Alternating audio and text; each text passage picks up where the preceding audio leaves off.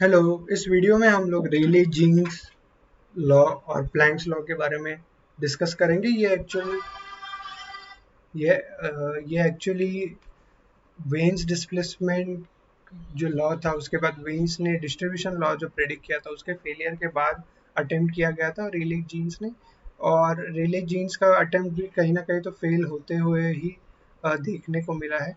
सो हम लोग इस प्रोसेस को लेकिन जानने की कोशिश करें, क्योंकि कहीं ना कहीं तो मैक्स प्लैंक, जिन्होंने प्लैंक्स लॉ का जो अल्टीमेटली ब्लैक बॉडी रेडिएशन को एक्सप्लेन करता है, इसके फाइंड करने के पीछे कहीं ना कहीं तो उन्होंने रेले जीन्स और वेन्स डिस्ट्रीब्यूशन से इंस्पिरेशन ली थी, और फिर उन्होंने अपना प्रिडिक्शंस किए थे जिसके ऊपर उनको करेक्ट डाटा मिला, करेक्ट ऑब्जर्वेशंस में। ओके।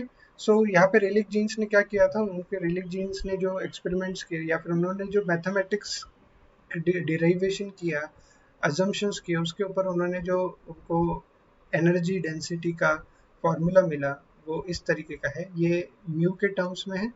ओके। ये फ्रीक्वेंसी के रेंज में है। यहाँ पे ये आपको लैम्बडा की तरह दिखेगा, लेकिन ये है फ्रीक्वेंसी। ओके। और इसको मैंने यहाँ पे लिखा है क्लियरली। ठीक है। और ये है लैम्बडा के रेंज में, इसको भी हम लोग 8 तो यहाँ पे देख सकते हैं आप, लैम्बडा के रेंज में यहाँ पे लैम्बडा बाय 4 था। वेन्स के इसमें लैम्बडा के डिपेंडेंसी लैम्बडा रेंज टू 3 थी और लैम्बडा रेंज टू 5 था। यहाँ पे लैम्बडा रेंज टू 4 आ रहा है आपको।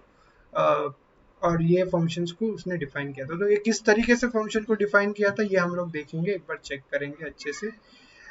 इसमें सबसे पहले अज्यूम क्या किया गया था कि एक हम लोग ने जैसे वेन्स डिस्ट्रीब्यूशन में एक स्फीयर इमेजिन किया था, इसमें हम लोग एक बॉक्स को लेते हैं। ये बॉक्स को एक इनिशियली होल था जिसमें हम लोग ने पूरा ये ब्लैक बॉक्स किया अंदर से पूरा। और इस ब्लॉक की जो विड्थ है, वो जितनी भी मैक्सिमम वेवलेंथ हो सकती है उससे कहीं ज़्यादा है। ओके, मतलब सारी वेवलेंथ की लाइट की इसके अंदर आ जाए। ओके, इस तरीके का बड़ एक बॉक्स लिया जिसमें सारे वेवलेंथ्स आ जाए। और इस कैविटी को पहले ओपन किया गया, सारे रेडिएशन को अब्जॉर्ब करने के लिए मजबूर किया गया। ओके। और फिर वो होल को बंद करके जो रेडिएशन को एमिट करने को मतलब वो रेडिएशन एमिट होना स्टार्ट हो गई। अभी जो रेडिएशन एमिट होती है, जैसे हम लोग ने देखा, उसको हम लोग ब्लैक बॉडी रेडिएशन कहते हैं। और ये ब्लैक बॉडी रेडिएशन जो बॉक्स के अंदर ही एमिट हो रही है, उसको अज्यूम किया कि ये एक स्टैंडिंग वेव की तरह एमिट होगी। स्टैंडिंग वेव क्या रहती है कि दो एंड्स के बीच में वेव की तरह, तो इसलिए इसके जो एंड्स थे वो नॉन कंडक्टिंग रखे गए, सो दैट वो वेव ठीक सही से बैलेंस बाउंस आउट हो जाए। ओके। तो ऐसा एक apparatus क्रिएट किया था रेलिक जीन्स ने। और उसके बाद क्या हुआ कि स्टैंडिंग वेव्स है, तो स्टैंडिंग वेव्स, पहला अजम्पशन क्या था कि लाइट अगर एमिट होती है वो स्टैंडिंग वेव्स के फॉर्म में होगी। और स्टैंडिंग वेव है तो आपको देखने को मिलेगा कि वेवलेंथ को हम लोग रिलेट कर सकते हैं। तो बॉक्स की बाउंड्रीज क्या है, 0 to a है। क्यूबिक बॉक्स है तो ए तीनों साइड ए से डिफाइन किया। तो ये वेव अगर यहाँ से यहाँ तक ट्रेवल करिए वन डिमेंशन में, तो ये पूरा अगर ऐसा वेव हम लोग देखेंगे, इसका पूरा वेवलेंथ है, ये पूरा वेवलेंथ है। ओके। तो ये जो है 0 to a, ये अगर 0 to a रहेगा तो हम लोग a को लिख सकते हैं लैम्बडा बाई 2, क्योंकि ये पूरी लेंथ क्या है, ये लैम्बडा है। यहाँ पे दो वेव्स आ जाएंगी इस तरीके की। करेक्ट। सो हम लोग इसको 2 लैम्बडा बाई 2 लिखेंगे, और 3 लैम्बडा बाई, ऐसे सारे वेव्स पॉसिबल वेवलेंथ हम लोग लिख रहे हैं। तो हम लोग इसको a is equal to n x by lambda x, और ये x डायरेक्शन में था इसलिए। अभी y डायरेक्शन, क्यूबिक बॉक्स है तो y डायरेक्शन में भी उसकी लेंथ a है, z डायरेक्शन में भी उसकी लेंथ a है। सो तीनों डायरेक्शन में अगर आप देखते हो तो तीनों डायरेक्शन में हम लोग इस तरीके का इक्वेशन लिख सकते हैं। यहाँ पे n x n y z, ये तीनों डायरेक्शन में स्टैंडिंग वेव के कितने नंबर्स है, कौन सी वेव की जो नोड्स है या फिर वेवलेंथ है वो किस तरीके की है, वो देखने को मिलती है। तो हम लोग इसको इक्वेट कर सकते हैं ए से। ओके। ये सारी चीजें हम लोग एक कर सकते हैं। ओके। सो उसके बाद हम लोग क्या देखेंगे, उसके बाद हम लोग देखेंगे कि ये क्वेश्चन आपने जब निकाला, उसके बाद ये भी पॉसिबल है कि बॉक्स के अंदर वेव जो एमिट हो रही है वो कोई तो आर्बिटरी डायरेक्शन में भी हो सकती है। ऐसा जरूरी नहीं कि एग्जैक्टली जो सर्फेसेस है उसके पैरेलल ही हो, तो हम लोग एक क्यूब इमेजिन करते हैं। फॉर एग्जांपल एक क्यूब इमेजिन करते हैं। ये क्यूब में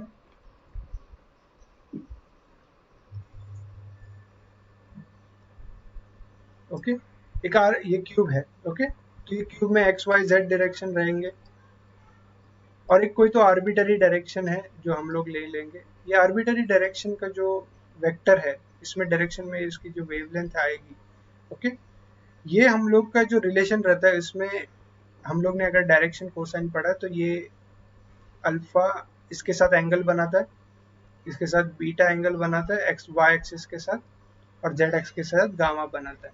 ओके, तो ये जो अगर वेवलेंथ रहेगी लाइक लैम्डा, तो उसके कंपोनेंट्स क्या हो गए? अगर एक्स कंपोनेंट रहेगा तो वो लैम्डा बाय कॉस अल्फा हो जाएगा, अगर उसका वाई कंपोनेंट तो लैम्डा बाय कॉस बीटा हो जाएगा, और अगर जेड कंपोनेंट रहेगा तो लैम्डा बाय कॉस गामा हो जाएगा। ओके, तो यहाँ हम लोग ये लैम्डा एक्स वाई जेड को इस तरीके से लिख सकते हैं। सॉरी, ये डिवीजन हो जाएगा। Okay, yes sorry. तो हम लोग यहाँ पे जैसे देख सकते हैं कि आर्बिटरी डायरेक्शन में x component y component z component को हम लोग इस तरीके से लिख सकते हैं।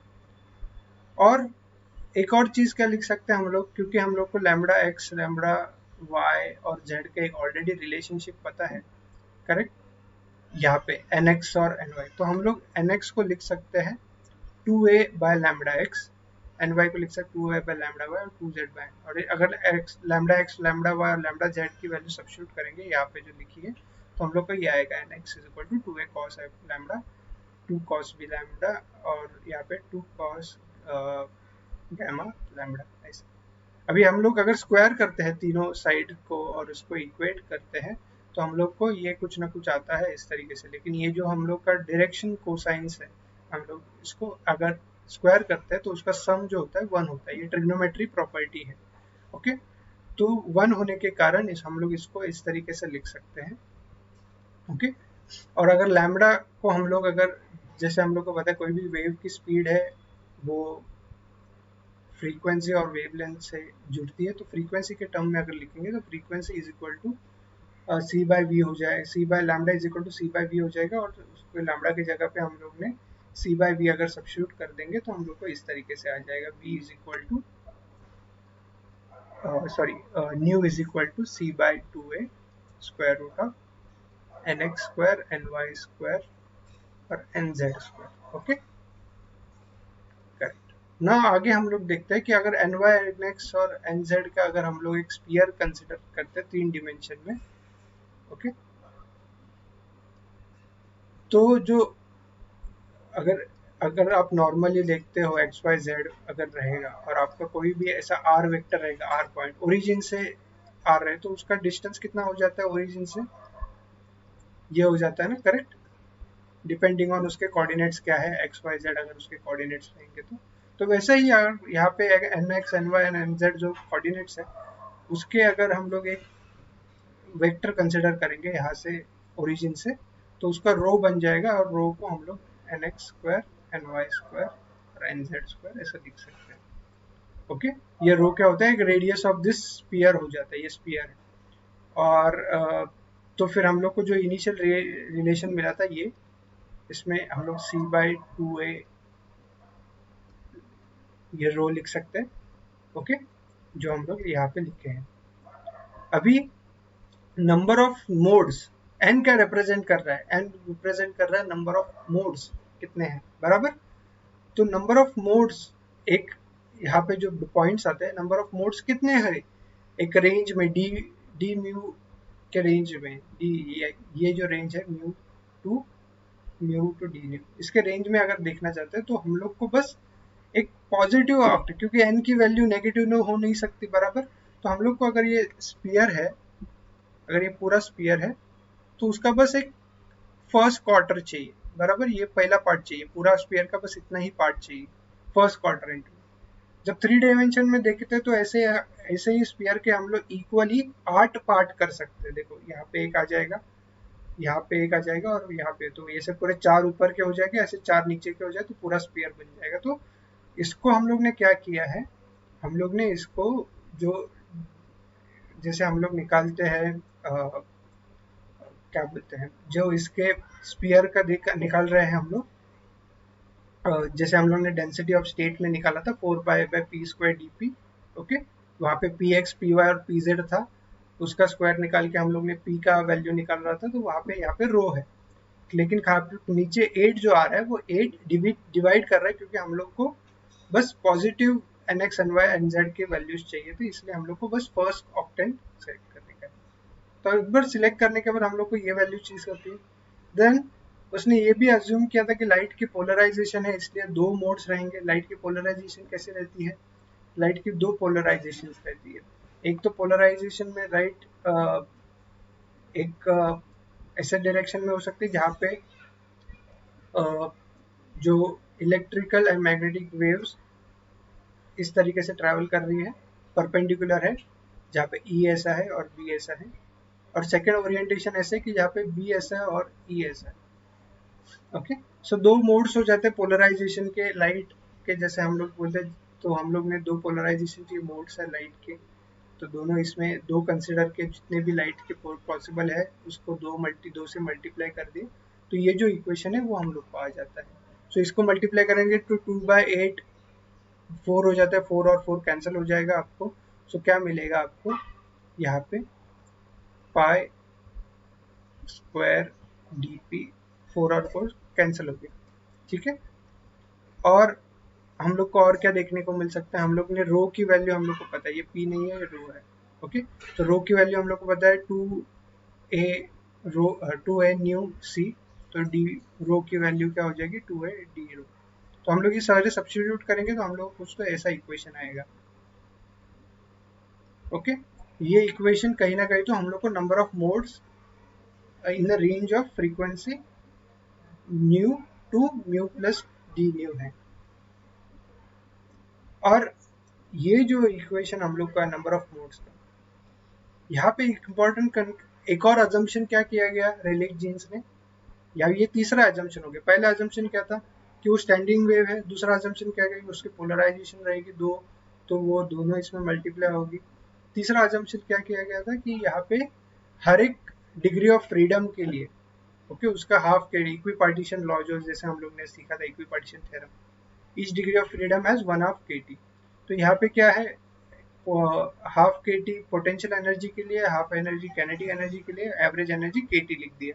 सो टोटल एनर्जी क्या हो जाती है, टोटल नंबर ऑफ मोड्स, जितने भी मोड्स उसके अवेलेबल है वेवलेंथ के, टाइम्स एवरेज एनर्जी। ये इक्वेशन को ध्यान में रखना, क्योंकि ये आपको कभी भी पूछा जा सकता है, हम लोग क्वेश्चन वगैरह में भी आता है। क्या है, number of modes times average energy is equal to total energy. So number of modes किया, एवरेज एनर्जी को मल्टीप्लाई किया, तो उनको टोटल एनर्जी का एक इक्वेशन आया, that is E lambda s. Okay, तो हम लोग को ये इक्वेशन ही ध्यान में रखने का है, दैट इज, और इसको ये इक्वेशन को हम लोग ये म्यू के टर्म्स में है,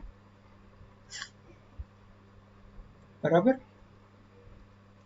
ये म्यू के टर्म्स में है, लेकिन हम लोग को ये इक्वेशन हम लोग इसको कन्वर्ट कर सकते हैं लैम्डा के इसमें, क्योंकि C is equal to lambda mu होता है। ओके, एनर्जी डेंसिटी के बारे में अगर सोचेंगे तो एनर्जी डेंसिटी यू म्यू के अगर सोचेंगे तो हम लोग को खाली वो क्यूब के वॉल्यूम से डिवाइड करना पड़ेगा। वॉल्यूम क्या है, क्यूब का ए क्यूब है, बराबर, तो ए क्यूब से डिवाइड होने के बाद ये इक्वेशन आ जाएगा, दैट इज, यहाँ पे एक चीज मिसिंग है, दैट इज डी म्यू, और यहाँ पे डी म्यू आएगा, ये भी ध्यान में रखो। ओके ओके, ये भी ध्यान में रखो, ठीक है। सो ये हो जाएगा, और हम लोग ने यहाँ पे इस इक्वेशन में हम लोग ने सब्स्टिट्यूट कर दिया है डी लैम्बडा को और डी म्यू को, तो हम लोग को ये इक्वेशन आता है, और ये सब्स्टिट्यूट करने के बाद हम लोग को इस तरीके का एनर्जी डेंसिटी आएगा, that is mu lambda D lambda is equal to 8/kT/λ 4d। Okay, so ये आ जाएगा हम लोग को जो हम लोग ने स्टार्टिंग में देखा था। ओके, अभी इस इक्वेशन का इंपॉर्टेंस क्या है कि इसने कहीं ना कहीं तो वो जो करेक्ट हम लोग को ब्लैक बॉडी का कर्व आया था उसके लेटर पार्ट, मतलब हायर वेवलेंथ्स को सही से एक्सप्लेन कर दिया। ओके, लेकिन जैसे ही कम वेवलेंथ को एक्सप्लेन करने की बारी आई तो ये क्या ग्राफ प्रिडिक्ट करता था, ये ग्राफ इस तरीके का जो ग्राफ था वो प्रिडिक्ट इस तरीके से करता था कि यहाँ पे जो लो फ्रीक्वेंसीज है, लो वेवलेंथ है, उसमें एनर्जी बहुत ज़्यादा दिखाई दे रही थी, बहुत ज़्यादा। और इस रीजन को हम लोग अल्ट्रावायलेट कहते हैं और इसी वजह से इस रीजन को अल्ट्रावायलेट कैटास्ट्रॉफी कही गई थी। ओके, जहाँ पे शॉर्टर वेवलेंथ के लिए एनर्जी बहुत ज़्यादा दिखा रही थी जो नहीं है एक्चुअल में। रियल में क्या है, एनर्जी बहुत कम है क्योंकि ग्राफ फॉल डाउन हो जाता है, तो इसीलिए इसको अल्ट्रावायलेट कैटास्ट्रॉफी कहा गया था। ओके, सो ये था रेले जीन जॉब, और ये रेले जीन डिस्ट्रीब्यूशन लॉ, और ये क्यों फेल हुआ ये भी हम लोग ने मेंशन कर दिया। अभी हम लोग देखेंगे नेक्स्ट में प्लैंक्स का क्या एक्सप्लेनेशन था और प्लैंक्स ने किस तरीके से ये सारी प्रॉब्लम्स को कंसिडर करके सॉल्व कर दिया। प्लैंक ने पहली चीज तो ये ध्यान में रख दिया कि जो भी उसके हाइपोथेसिस में पहली चीज उसने क्या अज्यूम किया कि जो भी रेडिएशंस है उसने वो रेडिएशंस को सिंपल हार्मोनिक ऑसिलेटर्स या फिर रेजोनेटर्स का नाम दे दिया, मतलब एक डिस्क्रीट फॉर्म में आ रही है, ये भी उन्होंने सिंपल हार्मोनिक ऑसिलेटर क्या रहते हैं कि एक जैसे हम लोग ने हार्मोनिक ऑसिलेटर क्वांटम मैकेनिक्स में पढ़ा, तो उस टाइप का एक जो वेव या फिर जो वेव फंक्शन आता है उस वेव फंक्शन के फॉर्म में लाइट एमिट हो रही है, ये पहला चीज उसने प्रिडिक्ट किया, हाइपोथेसिस निकाला, उसका प्रूफ अभी तक हुआ नहीं था जब तक वो मैथमेटिक्स डेवलप कर रहा था। देन उसने ये अज्यूम किया कि जैसे क्वांटम मैकेनिक्स में क्या बोलते हैं हार्मोनिक ऑसिलेटर की वैल्यू जो रहती है डिस्क्रीट रहती है, वैसे ही उन्होंने ये अज्यूम किया था कि फोटोन या फिर एनर्जी क्वांटा के एनर्जी में आएगा, मल्टीपल्स में आएगा। ओके, जो भी एनर्जी रहेगी वो ऐसे कंटिन्यूस नहीं रहेगी, वो एक पर्टिकुलर एनर्जी के क्वांटा के मल्टीपल में रहेगी। और उसके वजह से उन्होंने सबसे इम्पोर्टेंट प्रेडिक्शन क्या था कि energy is directly proportional to frequency. Frequency का हम लोग इसमें ये रिप्रेजेंट कर रहा है, और ये प्लैंक्स कांस्टेंट है जो प्रोपोर्शनलिटी कांस्टेंट है। ओके, तो ये एक इम्पॉर्टेंट अजम्पशन था, ये एक इम्पॉर्टेंट प्रेडिक्शन था उसका, और यही यूज करके सिंपल हार्मोनिक ऑसिलेटर्स और ये जो है energy equal to H nu, ये प्रेडिक्ट करके उन्होंने आगे थ्योरी डेवलप की। सो डेरिवेशन कैसे उन्होंने किया, ये सारी चीजें हम लोग अंडरस्टैंड करते हैं। सो ऑसिलेटर जो रहता है, फ्रीक्वेंसी ऑसिलेटर की अगर फ्रीक्वेंसी अगर देखते हैं तो उन्होंने देखा कि n नंबर ऑफ ऑसिलेटर, अगर n नंबर ऑफ पार्टिकल्स है तो हर पार्टिकल को उन्होंने अलग अलग सेक्शन में डाल दिया। ओके, सो जितने भी लाइट एमिट हो रही है, ओके, उसकी पॉसिबिलिटी कितनी है, जैसे हम लोग ने रेले जीन्स में क्या देखा कि जो वेव एमिट हो रही है वो वेव के मोड्स चेंज हो सकते हैं, वो एक सिंगल मोड वाली रह सकती है, डबल मोड वाली रह सकती है, ट्रिपल मोड वाली रह सकती है। जैसे रेले जीन्स ने निकाला अलग अलग वेव की पॉसिबिलिटी के लिए अलग अलग वेवलेंथ कंसीडर किया, अलग अलग नंबर ऑफ मोड्स कंसीडर किए, वैसे ही प्लैंक्स ने क्या किया कि उसके एनर्जी को नंबर ऑफ मोड्स नहीं कंसीडर किया बल्कि रेजोनेटर है तो उसके ऑसिलेटर के एनर्जी को उन्होंने डी एच म्यू के टर्म्स में लिखा और उसके इंटीग्रल मल्टीपल्स लिखे। मतलब क्या किया कि ये n जीरो नंबर के जो ऑसिलेटर रहेंगे उनकी एनर्जी जीरो रहेगी, n1 number of oscillators will have energy h nu, n2 numbers of oscillator will have energy 2h nu, n3 number of energy oscillators will have, और ये सारे n0 n1 n2 ये सारे add होने चाहिए equal to n, that is total number of particles, particles नहीं, total number of Planck's oscillator. Okay, अभी important चीज क्या है, according to Maxwell distribution law, Maxwell के डिस्ट्रीब्यूशन लॉ के अकॉर्डिंगली, उनका लॉ क्या कहता है, मैक्सवेल का डिस्ट्रीब्यूशन लॉ, कि जो नंबर ऑफ पार्टिकल्स रहते हैं वो प्रोपोर्शनल रहते हैं exponential of e raise to e by के टी बराबर। यहाँ पे ई रेस टू अल्फा भी रहता है, लेकिन अल्फा एक कांस्टेंट है तो हम लोग उसमें प्रोपोर्शनलिटी कांस्टेंट में ही कंसिडर कर देंगे। यहाँ पे उन्होंने प्रोपोर्शनलिटी कांस्टेंट कंसिडर कर दिया n0। ओके, लेकिन ये n क्या है, E n range of energy. मतलब क्या है, मैं आपको ये इक्वेशन वापस से समझाता हूँ, ध्यान से सुनो। Okay, if n number of particles, sorry, oscillators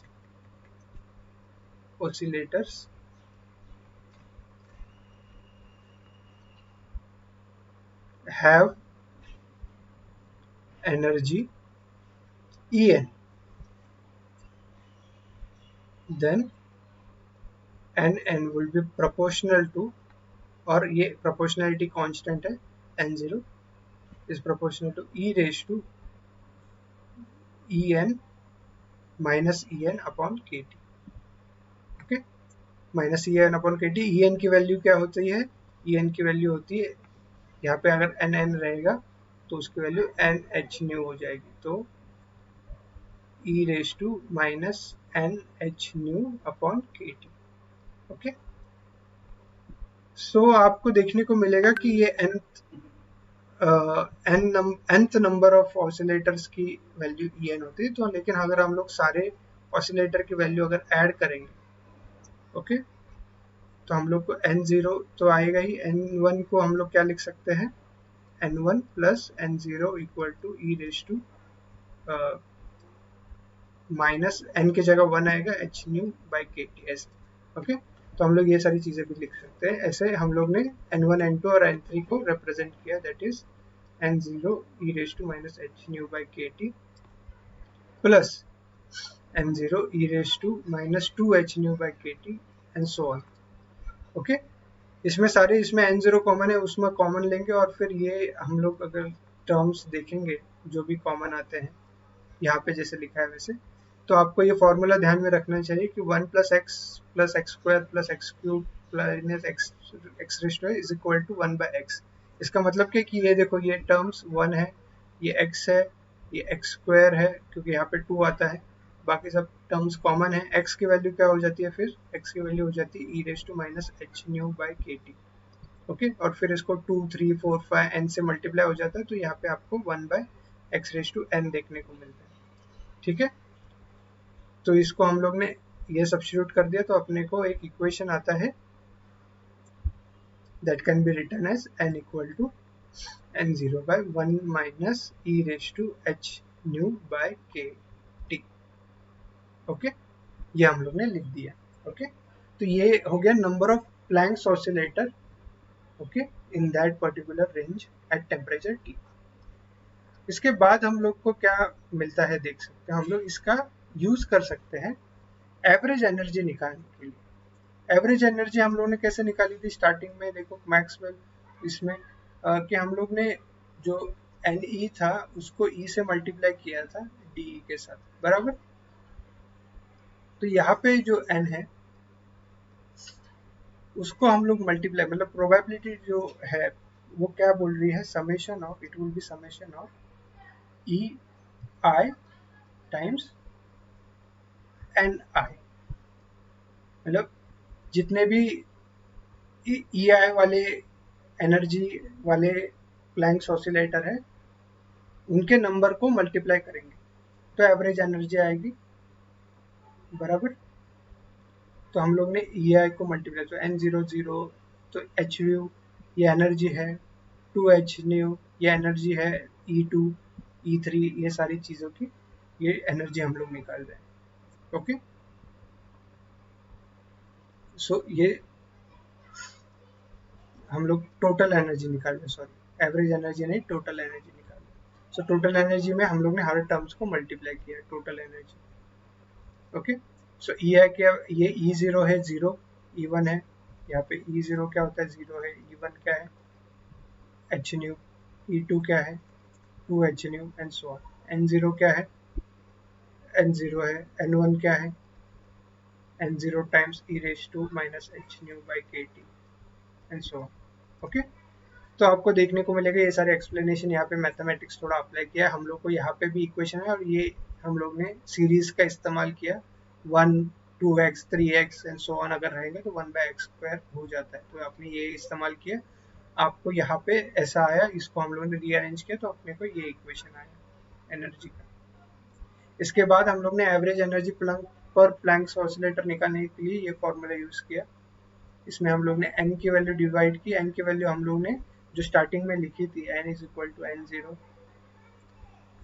upon 1 minus e raise to h mu by के टी, तो वो सब्स्टिट्यूट कर दी, नीचे जो टर्म्स है वो कैंसिल आउट हो जाएंगे और आपको फाइनली एवरेज एनर्जी की जो वैल्यू है वो आएगी h nu by e raise to H nu by के टी -1। ओके, ये आ जाएगी पर्टिकुलर, ये आपको ये बस ये टर्म में दो डिवाइड करने का ये सिमिलर टर्म्स को, और फिर टर्म्स सबके चेंज हो जाएंगे। तो ये होगी एवरेज एनर्जी आ गई बराबर। तो नेक्स्ट क्या प्रेडिक्ट किया है, नेक्स्ट ऐसा प्रेडिक्ट किया है कि from Rayleigh Jeans law the number of such Planck oscillator in frequency is this, मतलब कि नंबर ऑफ मोड्स जैसे हम लोग ने निकाले थे फ्रीक्वेंसी रेंज में, रेले-जीन्स लॉ का जो बॉक्स वाला कंसेप्ट यूज किया गया था उसका एक पार्ट यूज किया जो हम लोग ने निकाला था h nu nu square upon c cube d new.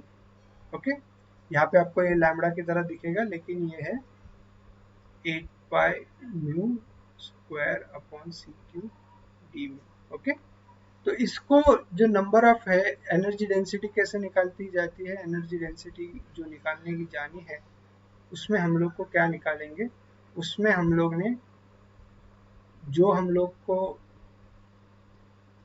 आया था number of modes, okay, n nu, उसको ई न्यू से मल्टीप्लाई करेंगे। ओके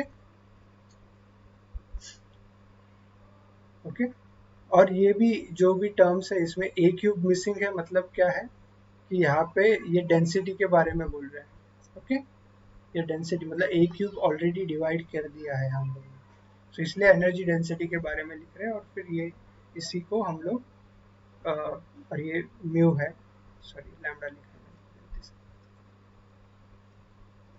ओके, सो ये इस तरीके का है, तो दोनों इसमें ऐड करेंगे, डिवाइड करेंगे, मल्टीप्लाई करेंगे तो हम लोगों को कुछ ना कुछ ऐसा आएगा, और ये एक्सप्रेशन होता है प्लैंक्स लॉ के ब्लैक बॉडी रेडिएशन का। ओके, इसको अगर हम लोग लैम्बडा के टर्म्स में लिखेंगे तो आपको ये लैम्बडा और म्यू को रिप्लेस करना पड़ेगा और आपको ये इक्वेशन आ जाएगा। ये बहुत फेमस इक्वेशन है लैम्बडा के टर्म्स में, आपको ध्यान में रखने का है। 8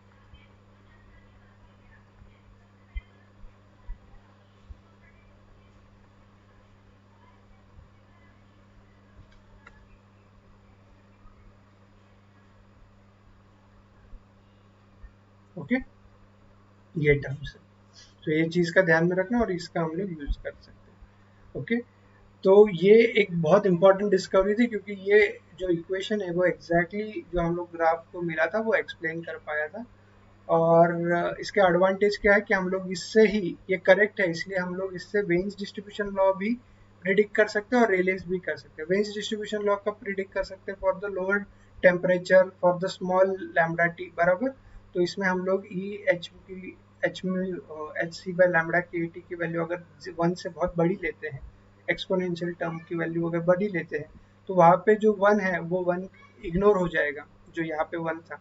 ओके, और फिर हम लोग अगर टर्म कैंसिल करें तो अपने को एग्जैक्टली वही टर्म आएगा जो हम लोग को डिस्ट्रीब्यूशन वेव डिस्ट्रीब्यूशन में देगा। सिमिलरली अगर हम लोग रेले जीन्स में जो हायर वेवलेंथ है वो एक्सप्लेन कर पाता है तो उसमें हम लोग अगर देखेंगे तो उसमें हम लोग को क्या करने का है, जो ई रेज टू एच लैम्बडा है उसको हम लोग निगलेक्ट करेंगे, हायर टर्म्स को, लैम्बडा टी क्यू की वैल्यू बहुत ज़्यादा होती है बराबर, लैम्बडा टी की वैल्यू अगर ज़्यादा रहेगी हायर वैल्यूज़ के लिए तो ये डिनोमिनेटर जो है वो ज़ीरो होते जाएगा, बहुत हाई वैल्यू रहेगी तो डिनोमिनेटर बहुत बड़ा हो जाएगा ये न्यूमरेटर से, तो ये ओवरऑल वैल्यू जीरो के पास चली जाएगी, इसलिए हम लोग बस स्टार्टिंग के वैल्यूज कंसिडर करेंगे, स्टार्टिंग के वैल्यू कंसिडर करेंगे, सब्स्टिट्यूट करेंगे इस एक्सपोनेंशियल टर्म को, तो ये +1 -1 कैंसिल हो जाएगा और हम लोग को ये लैम्बडा लैम्बडा कैंसिल होके रेले जीन का जो लॉ डिस्ट्रीब्यूशन है वो भी मिल जाएगा। तो बेस्ट पार्ट क्या था कि इसी से हम लोग ने प्रिडिक्ट कर दिया। ओके, और एक लास्ट पार्ट क्या है इसमें कि ये सारी चीज़ों को प्लैंक्स ने बिना क्वांटम मैकेनिक्स को जाने ये सारी चीज़ें की थी, लेकिन बाद में फिर क्वांटम मैकेनिक्स डेवलप हुआ और बोस आइंस्टाइन स्टैटिस्टिक्स के बारे में डिटेल में लिखा। ओके, और फिर उसका डिस्ट्रीब्यूशन फंक्शन निकाला था, क्योंकि अभी हम लोग को पता है कि फोटॉन्स जो है वो है बोसॉन्स, उनको बोस आइंस्टाइन स्टैटिस्टिक्स अप्लाई होती है, तो उनका जो डिस्ट्रीब्यूशन फंक्शन रहता है वो इस तरीके की एनर्जी लेता है, E alpha E raise to H nu by के टी माइनस वन। ओके, ऐसे लेती है। और फिर हम लोग को पता है कि जो अगर आप निकालोगे फोटोन के लिए वो जो बॉक्स था, उसके लिए अगर हम लोग डेंसिटी फंक्शन निकालेंगे तो वो भी आपको कुछ तो 8 पाई म्यू स्क्वायर, अगर म्यू के वैल्यू म्यू टर्म्स में निकालोगे तो 8 by mu square by C cube D mu आ जाता है। और हम लोग ने स्टार्टिंग में देखा था कि कोई भी एनर्जी अगर आपको निकालने की है तो आपको ई म्यू और डी, इसको जी ई और एफ ई को मल्टीप्लाई करना पड़ेगा, बराबर, डिस्ट्रीब्यूशन प्रोबेबिलिटी डिस्ट्रीब्यूशन, और इसको मल्टीप्लाई करना पड़ेगा। और अगर हम लोग को एनर्जी निकालने की है तो हम लोग को इसको एनर्जी से भी मल्टीप्लाई करना पड़ेगा, तो जो भी एनर्जी है इन टर्म्स ऑफ वी वो मल्टीप्लाई करनी पड़ेगी जी E D E F E से।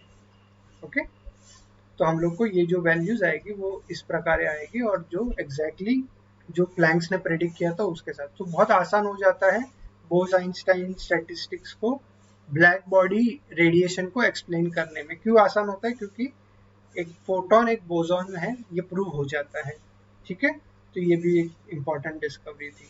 तो आज के लिए इतना ही। नेक्स्ट लेक्चर में हम लोग फर्मी डिराक स्टैटिस्टिक्स के बारे में देखेंगे और उसके एप्लीकेशंस के बारे में।